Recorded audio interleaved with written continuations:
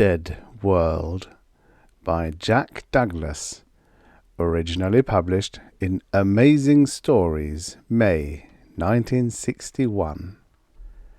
Narrated by Tom Trussel. Although the most recent star to die, RNAC 89778, in the distant Menelaus galaxy, common name Menelaus 12, had 8 inhabited planets. Only some 1,000 people of the 5th planet escaped and survived as a result of a computer error which miscalculated the exact time by 2 years. Due to basic psychophilo maladjustments, the refugees of Menelaus 12-5 are classified as antisocial types B6 and must be considered unstable. All antisocial types B6 are barred from responsible positions in United Galaxies by order of the Intergalactic Council. Short history of the United Galaxies. Juan Saltario started it. He was serving in my company, and he was one of them. A Menelaus 12-5, unstable. And don't ever call that damned little planet by its number if you meet one of them. They call it Nova Morania. But you won't meet one of them. Or maybe you will. Maybe they did make it. I like to think they did. There were a lot of them in the companies in 3078. Restless men. The companies were the logical place for them. We're still classified antisocial B6 too. Every year it's harder to get recruits, but we still have to be careful who we take in. We took Juan Saltario. There was something about him from the very start. Why do you want to join a free company? He was a short, humanoid type with deep black eyes and a thin, lipless mouth that never smiled. I'm an antisocial. I like to fight. I want to fight. A misfit joining the misfits. A grudge against the council. It's not good enough, mister. We live on the council. Try again. Saltario's black eyes stared without a flicker. You're Red Stone, commander of the Red Company. You hate the council, and I hate the council. You're the... Saltario stopped. I said, the traitor of the glorious war of survival. You can say it, Saltario. The lipless mouth was rigid. I don't think of it that way. I think of a man with personal integrity, Saltario said. I suppose I should have seen it then, the rock he carried deep inside him. It might have saved 30,000 good men. But I was thinking of myself, Commander Red Stone of the Red Company, Earthman. Only we're not all Earthmen now. Every year there are fewer recruits, but it won't be long before we die out, and the Council will have the last laugh. Old Red Stone, the traitor of the war of survival, the little finger on my left hand still missing, and telling the universe I was a very old soldier of the outlawed free companies hanging on to life on a rocky planet on the distant Salaman galaxy. Back at the old stand because United Galaxies still need us. In a way it's a big joke. 2 years after Rajai Ben and I had a bellyful of the glorious war of survival, and they chased us all the way out here, they turned right around and made the peace. A joke on me, but sometimes I like to think that our run-out was the thing that made them think and made peace. When you've been a soldier for 35 years, you like to win battles, but you like to feel you helped bring peace too. I said, personal integrity? That sounds pretty good, doesn't it? So you like personal integrity? All right, Saltario, are you sure you know what you're getting into? We're 60 million light years from Galaxy Center. 10 million from the nearest United Galaxy city. We've got no comforts, no future, nothing to do but fight. A woman in her right mind won't look at us. If they see you in uniform, they'll spit on you. If they catch you out of uniform, they'll kill you." Saltario shrugged. "I like to eat. I've got nowhere to go. All I've got is myself and a big piece of ice I called home." I nodded. "Okay, we fight small wars for good profits. It's not Earth out there, but we've got 4 nice suns, plenty of Lucanian whiskey Rajah Ben taught the locals to make, and we're our own masters. The United Galaxies leaves us pretty much alone unless they need us. You do your job, and your job is what I tell you to do, period. You got that straight?" Saltario very nearly smiled. "It sounds good to me, sir." "I hope it'll sound good in a year, Saltario, because once you're in, you don't get out, except feet first. Is that clear? I have life and death rights over you. You owe allegiance to the Red Company and me, and to no one else. Got that? Today your best friends are the men of Rajah Ben's Lucanian 4th Free Patrol, and your worst enemies are the men of Mandasiva's Syrian O Company. Tomorrow Rajah Ben's boys may be your worst enemies, and Mandasiva's troops your best friends. It all depends on the contract. A company on the same contract is a friend. A company against the contract is an enemy. You'll drink with a man today and kill him tomorrow. Got it? If you kill a free companion without a contract, you go to court-martial. If you kill a citizen of the United Galaxies except in a battle under contract, I throw you to the wolves, and that means you're finished. That's the way it is." "Yes, sir." Saltario never moved a muscle. He was rigid. "Right," I said. "Get your gear, see the adjutant, and sign the agreement. I think you'll do." Saltario left. I sat back in my chair and thought about how many non-Earthmen I was taking into the company.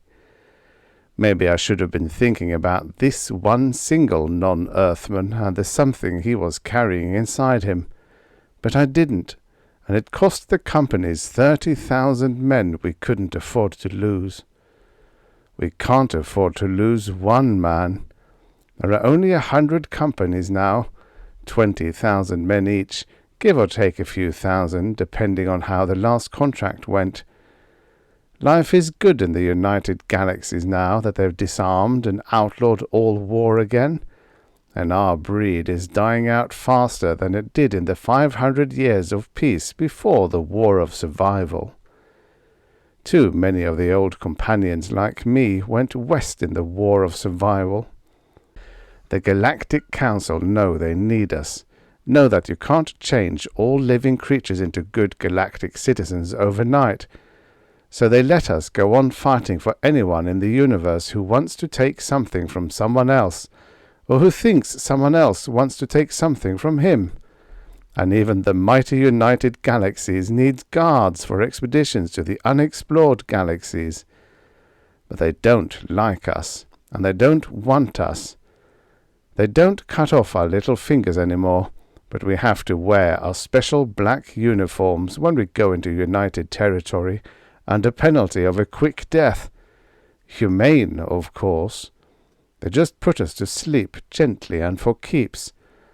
And they've got a stockpile of ionic bombs ready at all times in case we get out of hand. We don't have ionic weapons. That's part of the agreement, and they watch us. They came close to using them down there in the frozen waste of Menelaus 12, but 30,000 of us died without ionics. We killed each other. They liked that, even if they didn't like what happened. Do you know what it means to be lost? Really lost? I'm lost, if that means I know I'll never go back to live on Earth. But I know that Earth is still there to go back to. and I can dream of going home. Juan Soltario and the other refugees have no home to go back to. They can't even dream. They sat in that one ship that escaped and watched their planet turn into a lifeless ball of ice that would circle dead and frozen forever around its burned-out star. A giant tomb that carried under its thick ice their homes and their fields and their loves, and they could not even hope and dream, or I did not think they could.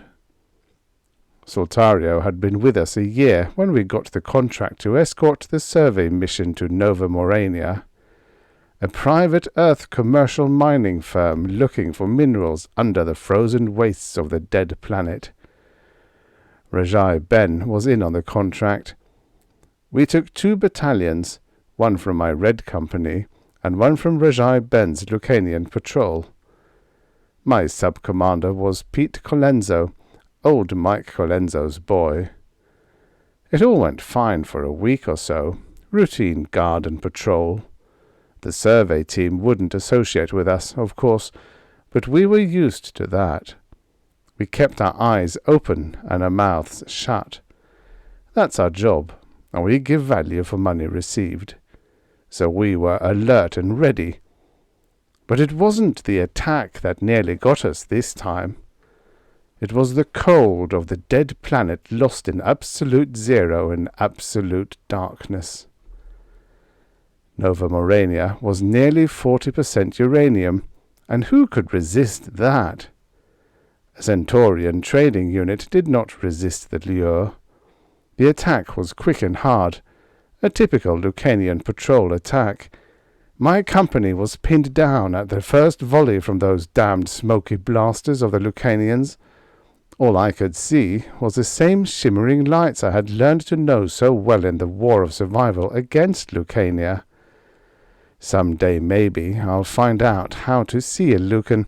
Rajai Ben has worked with me a long time to help, but when the attack came this time, all I could do was eat ice and beam a help call to Rajai Ben. That Centaurian trading unit was a cheap outfit. They had hired only 1 battalion of Rajai Ben's 9th Lucanian Free Patrol, and Rajai Ben flanked them right off that planet. I got my boys on their feet, and we chased Rajai's men halfway back to Salomon, with Rajai Ben laughing like a hyena the whole way. "Dip me in mud, Red Boy. I'd give a prime contract for one gander at old Rajai Ben's face.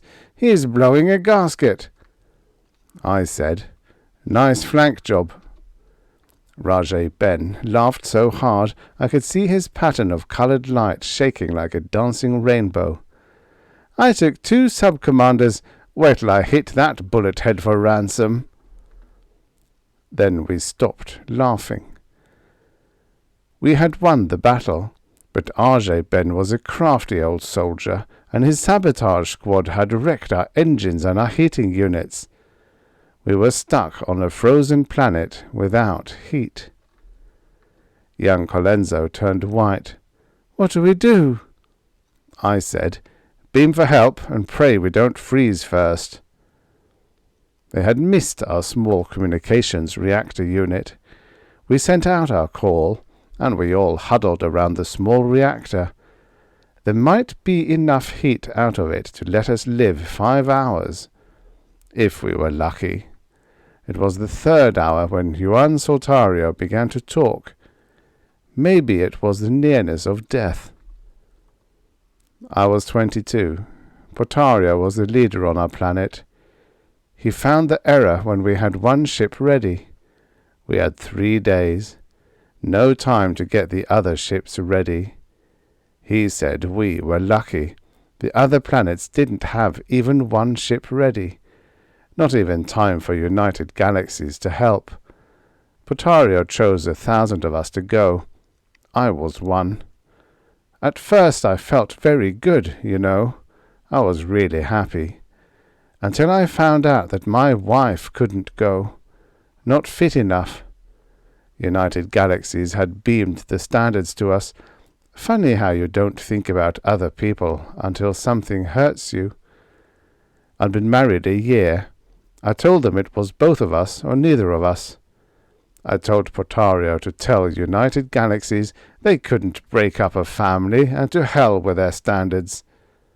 They laughed at me. Not Portario, the council.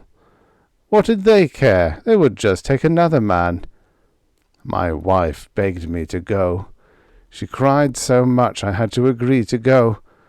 I loved her too much to be able to stay and see the look on her face as we both died when she knew I could have gone. On the ship before we took off, I stood at a port and looked down at her. A small girl trying to smile at me. She waved once before they led her away from the rocket. All hell was shaking the planet already, had been for months, but all I saw was a small girl waving once, just once. She's still here, somewhere down there under the ice. The cold was slowly creeping into us. It was hard to move my mouth, but I said, "She loved you. She wanted you to live. Without her, without my home, I'm as dead as the planet. I feel frozen. She's like that dead sun out there, and I'll circle around her until someone gets me and ends it." Soltario seemed to be seeing something. I'm beginning to forget what she looked like. I don't want to forget. I can't forget her on this planet. The way it was. It was a beautiful place, perfect. I don't want to forget her. Colenso said, "You won't have long to remember." But Colenso was wrong. My 3rd Battalion showed up when we had just less than an hour to live. They took us off. The Earth mining outfit haggled over the contract because the job had not been finished, and I had to settle for 2/3 contract price. Rajai Ben did better when he ransomed Arjay Ben's 2 sub-commanders. It wasn't a bad deal, and I would have been satisfied, except that something had happened to Juan Soltario. Maybe it made him realize that he did not want to die after all. Or maybe it turned him space-happy, and he began to dream. A dream of his own, born up there in the cold of his dead planet. A dream that nearly cost me my company. I did not know what that dream was until Soltario came into my office a year later. He had a job for the company. "How many men?" I asked. "Our company and Rajai Ben's patrol," Soltario said. "Full strength?" "Yes, sir." "Price?" "Standard, sir," Soltario said. "The party will pay." "Just a trip to your old planet?" "That's all," Soltario said. "A guard contract. The hiring party just don't want any interference with their project." 2 full companies, 40,000 men. They must expect to need a lot of protecting. United Galaxies opposes the project, or they will if they get wind of it. I said, "United opposes a lot of things. What's special about this scheme?" Soltario hesitated, then looked at me with those flat black eyes. "Ionics." It's not a word you say or hear without a chill somewhere deep inside. Not even me. And I know a man can survive ionic weapons. I know, because I did once. Weapons so powerful, I'm one of the last men alive who saw them in action. Mathematically, the big ones could wipe out a galaxy. I saw a small one destroy a star in 10 seconds. I watched Soltario for a long time. It seemed a long time anyway. It was probably 20 seconds. I was wondering if he had gone space crazy for keeps, and I was thinking of how I could find out what it was all about in time to stop it. I said, 100 companies won't be enough, Soltario. Have you ever seen or heard what an ionic bomb can? Soltario said, Not weapons. Peaceful power. Even that's out, and you know it, I said. United Galaxies won't even touch peaceful ionics. Too dangerous to even use. You can take a look first. A good look, I said. I alerted Rajai Ben, and we took 2 squads and a small ship, and Soltario directed us to a tall mountain that jutted 100 feet above the ice of Nova Morania. I was not surprised. In a way, I think I knew from the moment Soltario walked into my office. Whatever it was, Soltario was part of it, and I had a pretty good idea what it was. The only question was, how? But I didn't have time to think it out any farther. In the companies, you learn to feel danger. The first fire caught 4 of my men. Then I was down on the ice. They were easy to see. Black uniforms with white wedges. Pete O'Hara's White Wedge Company, Earthmen. I don't like fighting other Earthmen, but a job's a job, and you don't ask questions in the companies. It looked like a full battalion against our 2 squads. On the smooth ice surface there was no cover except the jutting mountain top off to the right, and no light in the absolute darkness of a dead star. But we could see through our viewers, and so could they. They outnumbered us 10 to 1. Rajai Ben's voice came through the closed circuit. Bad show, Red. They got our pants down. You call it, I answered.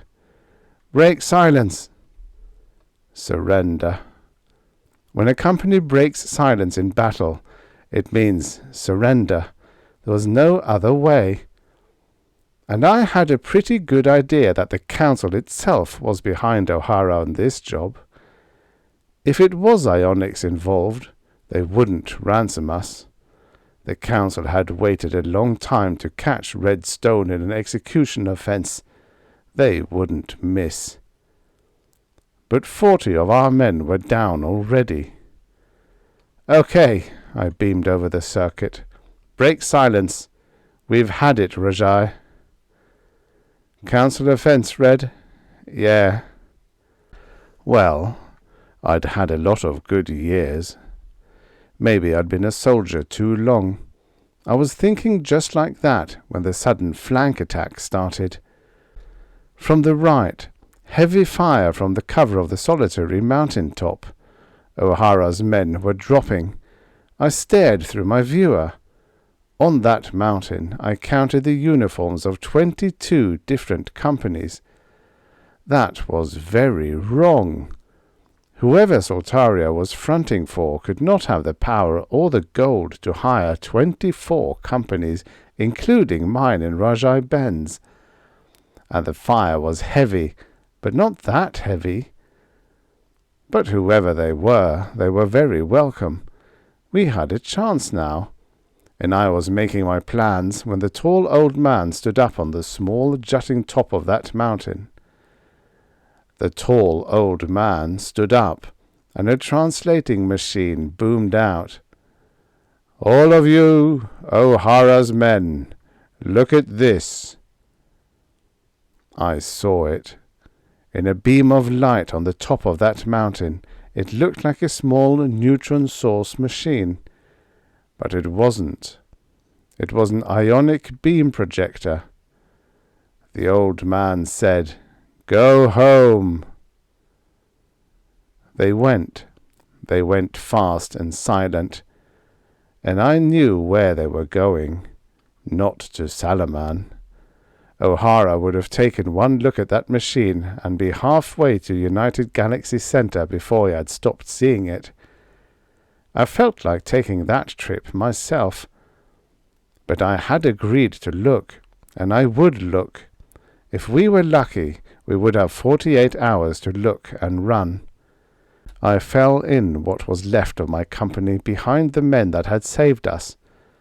more company uniforms than I had ever seen in one place. They said nothing. Just walked into a hole in that mountain, into a cave, and in the cave, at the far end, a door opened, an elevator. We followed the tall old man into the elevator, and it began to descend. The elevator car went down for a long time. At last I could see a faint glow far below. The glow grew brighter, and the car stopped. Far below the glow was still brighter. We all stepped out into a long corridor cut from solid rock. I estimated that we were at least 200 miles down, and the glow was hundreds of miles deeper. We went through 3 sealed doors and emerged into a vast room. A room bright with light and filled with more men in company uniforms, civilians, even women, at least 1,000.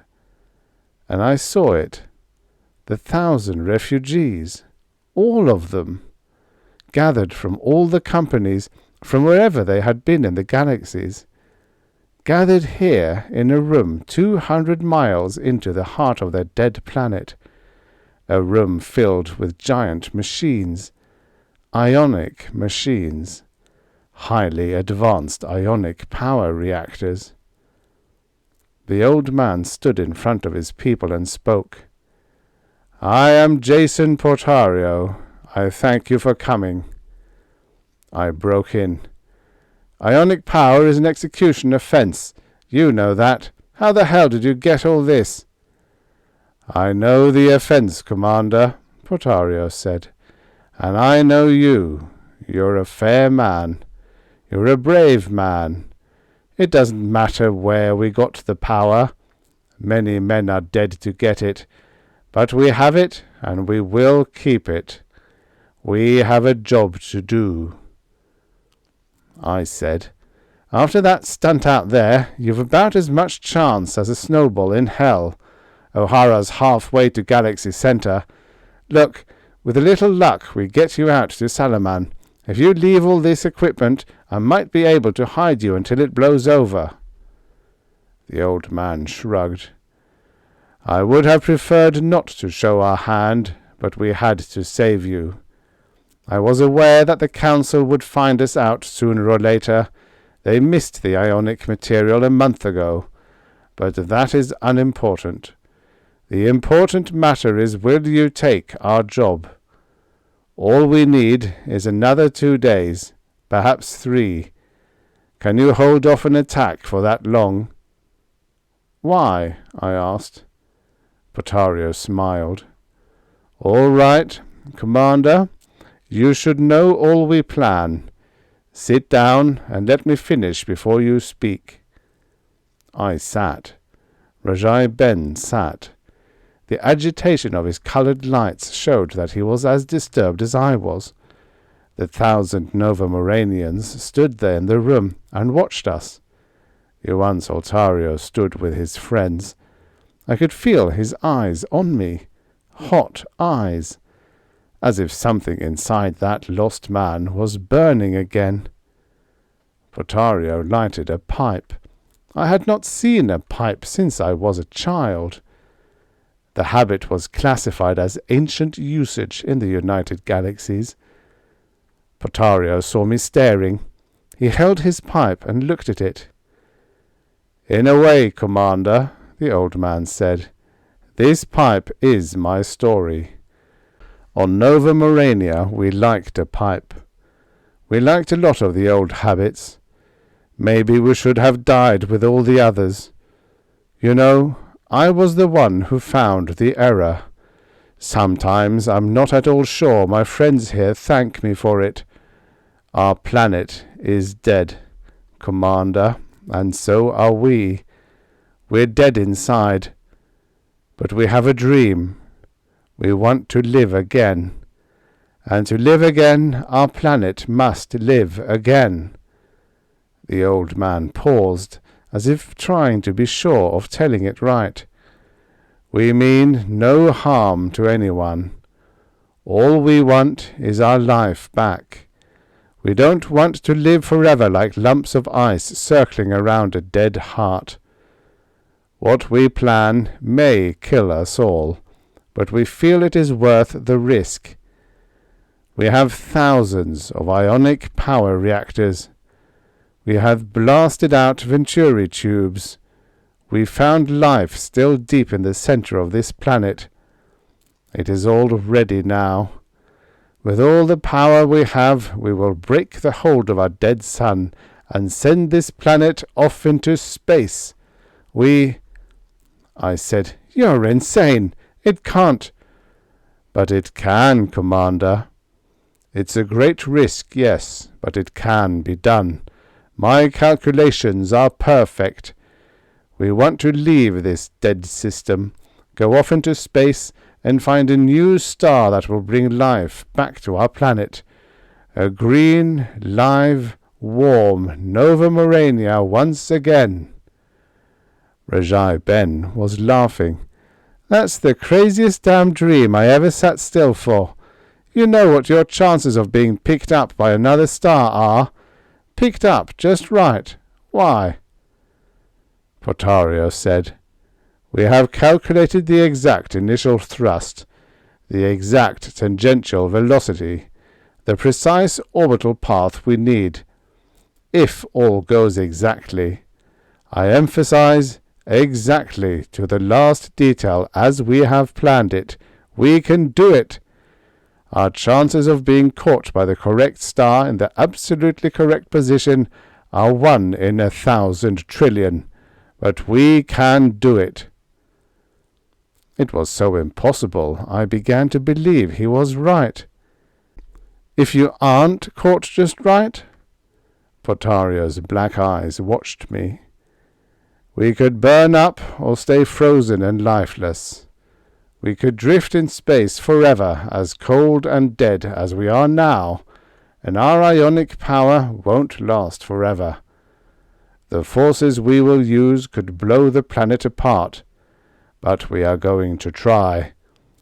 We would rather die than live as walking dead men in this perfect united galaxies we do not want." The silence in the room was like a Salaman fog. Thick silence, broken only by the steady hum of the machines deep beneath us in the dead planet. A wild, impossible dream of 1,000 lost souls. A dream that would destroy them, and they did not care. There was something about it all that I liked. I said, "Why not get council approval?" Portario smiled. "Council has little liking for wild dreams, Commander. It would not be considered as advancing the future of United Galaxy's destiny. Then there are the ionics." And Portario hesitated. "And there is the danger of imbalance, galactic imbalance. I have calculated carefully. The danger is remote, but Council is not going to take even a remote chance." Yuan Soltario broke in. "All they care about is their damned sterile destiny. They don't care about people. Well, we do. We care about something to live for. The hell with the destiny of the galaxies. They don't know, and we'll be gone before they do know." "They know plenty now. O'Hara's beamed them in." "So we must hurry," Portario said. 3 days, Commander. Will you protect us for 3 days?" A council offense punishable by instant destruction with United Galaxy's reserve ionic weapons in the hands of the super-secret police and disaster teams. And 3 days is a long time. I would be risking my whole company. I heard Rajai Ben laugh. "Blast me, Red, it's so damn crazy I'm for it. Let's give it a shot." I did not know then how much it would really cost us. If I had, I might not have agreed. Or maybe I would have. It was good to know people could still have such dreams in our computer age. "Okay," I said. "Beam the full companies and try to get one more. Mandasiva's Syrian boys would be good. We'll split the fee 3 ways. Juan Saltario said, "Thanks, Red." I said, "Thank me later, if we're still around." We beamed the companies, and in 20 minutes they were on their way, straight into the biggest trouble we had had since the War of Survival. I expected trouble, but I didn't know how much. Pete Colenso tipped me off. Pete spoke across the light years on our beam. "Mandasiva says okay if we guarantee the payment. I've deposited the bond with him and we're on our way. But, Red, something's funny." "What?" "This place is empty. The whole damn galaxy out here is like a desert. Every company has moved out somewhere." "Okay," I beamed. "Get rolling fast." There was only one client who could hire all the companies at one time. United Galaxies itself. We were in for it. I had expected perhaps 10 companies, not 3 against 97, give or take a few out on other jobs. It gave me a chill. Not the odds, but if Council was that worried, maybe there was bad danger. But I'd given my word, and a companion keeps his word. We had one ace in the hole, a small one. If the other companies were not here in Menelaus yet, they must have rendezvoused at Galaxy Center. It was the kind of follow-the-book mistake United would make. It gave us a day and a half. We would need it. They came at dawn on the second day. We were deployed across 5 of the dead planets of Menelaus 12 in a ring around Nova Morania. They came fast and hard, and Portario and his men had at least 10 hours' work left before they could fire their reactors and pray. Until then, we did the praying. It didn't help. Mandasiva's command ship went at the 3rd hour. A Lucan blaster got it. By the 4th hour I had watched 3 of my sub-command ships go. A Syrian force beam got one, an Earth fusion gun got another, and the 3rd went out of action and rammed O'Hara's command ship that had been leading their attack against us. That 3rd ship of mine was Pete Colenso's. Old Mike would have been proud of his boy. I was sick. Pete had been a good boy. So had O'Hara. Not a boy, O'Hara, but the next to the last of old free companion from Earth. I'm the last, and I said a silent goodbye to O'Hara. By the 6th hour, Rajai Ben had only 10 ships left. I had 12. 5,000 of my men were gone. 8,000 of Rajai Ben's Lucans, the Syrians of Mandasiva's O Company, were getting the worst of it, and in the 8th hour Mandasiva's second-in-command surrendered. It would be over soon, too soon, and the dream would be over with the battle.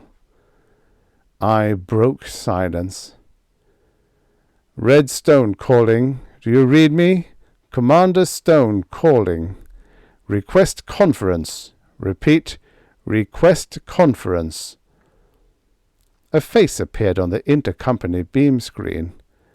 The cold, blank, hard-bitten face of the only free company commander senior to me now that O'Hara was gone. Jake Campesino of the Cygne Black Company. "Are you surrendering, Stone?" "No. I want to speak to my fellow companions." Campesino's voice was like ice. "Violation! You know the rules, Stone. Silence cannot be broken in battle. I will bring charges. You're through, Stone." I said, "Okay, crucify me later, But hear me now. Campesino said, "Close silence or surrender." It was no good. We'd had it, and across the distance of battle Rajai Ben's face appeared on the screen. The coloured lights that were Alukin's face, and I knew enough to know that the shimmering lights were mad. "The hell with them, Red! Let's go all the damned way!" And a new face appeared on the screen. A face I knew too well. First Councillor Rourke. "Stone, you've done a lot in your day, but this is the end, you hear me? You're defending a madman in a council crime. Do you realize the risk? Universal imbalance. The whole pattern of galaxies could be destroyed. We'll destroy you for this, Stone. An ionic project without council authorization."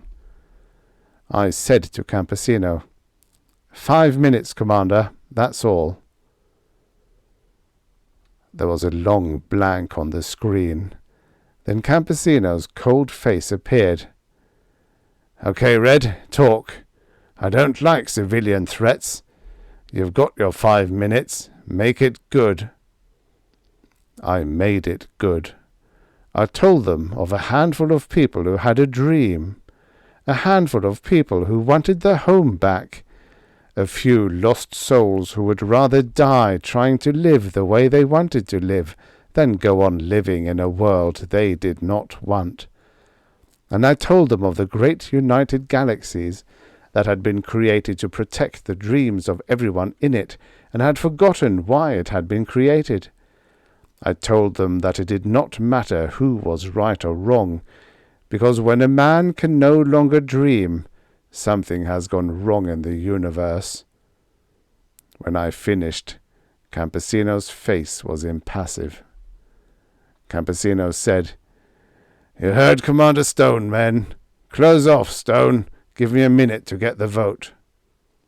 I waited. It was the longest minute of my life. "You win, Red," Campesino said. He was smiling at me. "Go home, Councillor. Battle's over."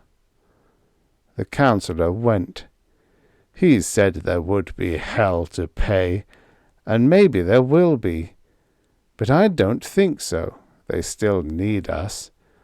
We lost 30,000 good men in all the companies.